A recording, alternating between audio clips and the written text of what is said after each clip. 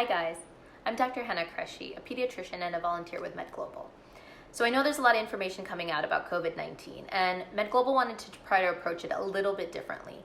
We want to try to give you updates weekly about COVID-19 while simultaneously trying to explain how it could impact the humanitarian crises around the world and what MedGlobal is doing to try to prevent that.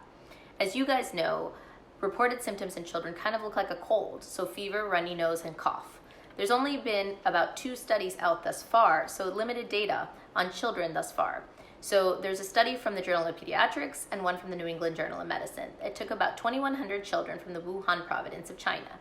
Though the majority of those studied thankfully experienced mild symptoms, it did show that younger children, especially infants, had a higher likelihood of a more dangerous outcome. Now, what we learned is where children are playing the biggest role is the risk of community-based viral transmission. And that's because they have more upper respiratory symptoms instead of lower respiratory symptoms. And there's evidence of fecal shedding. So per the limited data that we have thus far, there's been detection of viral shedding for up to 30 days after symptoms have begun.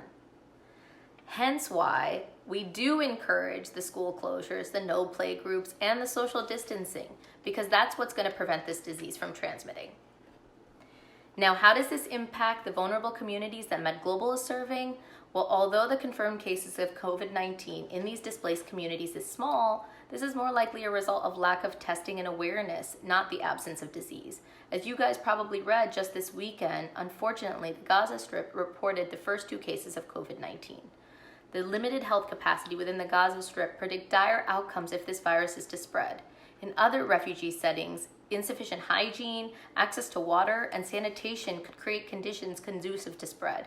And in the Rohingya refugee camps, where 60% of refugees are children, social distancing is next to impossible because of the population density in these camps.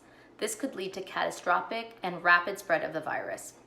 So please, while I encourage you to act locally, I'm also asking you to think globally. Stay tuned for updates about our COVID response and how refugees could be impacted, and donate to MedGlobal's COVID-19 response, where we're trying to raise money to get emergency equipment like PPEs, implement infection control and preventative measures with our host partners, and support about 500 doctors in each country that we serve. To learn more, visit www.medglobal.org to learn more, and to hear our weekly updates, stay tuned as we try to bring you the newest and the latest data about what's happening here and abroad. Thank you.